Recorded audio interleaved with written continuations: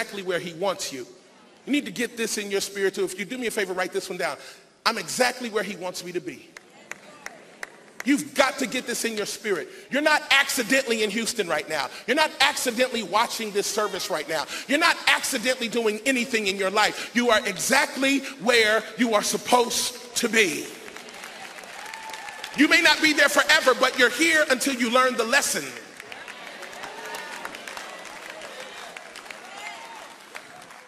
Placement has always been something that's important to God. In the beginning, God created the heavens and the earth. We know this. After he created it, what's the next thing God did after he created the earth? He planted a garden. You got to get this. He created, then in Genesis 2, he planted a garden. Now, how come he couldn't just speak the garden?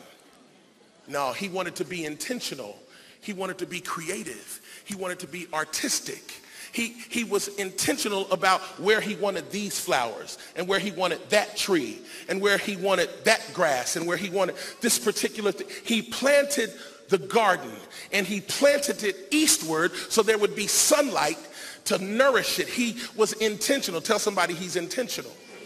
You're planted intentionally by God where you are, as you are. And because it's his garden, he can place you where he wants you. You need to be okay with where God plants you, and then the people that don't like you need to be quiet because they don't own the garden. Good night. Take care. Opportunity number 5, right there, or 6. Dre, I feel God. See, and here's something. You know, there are some plants that he'll start growing in one area, then he'll uproot it because the soil is no longer conducive, and he'll plant you somewhere else. Many of us struggle because you want to go back to the old garden where he had you, but the soil and the surroundings are not conducive to what he's trying to produce. You stuck in 2018, but he's planted you in 2019.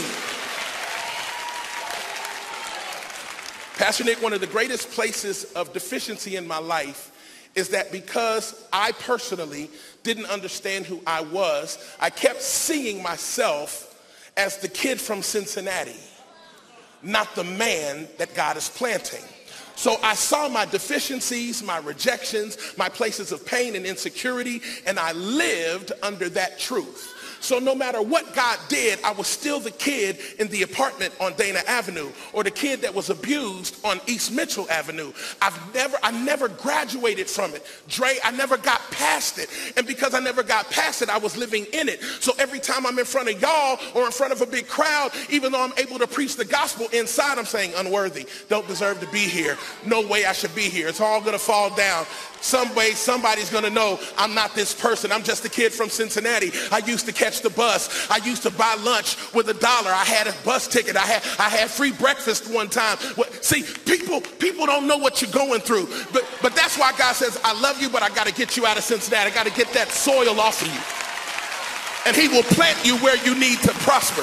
I need you to understand, if he uprooted you from your past and he planted you in your future, it's because he wants to prosper you. And I need somebody to get excited right now because prosperity is in your planting. I said prosperity is in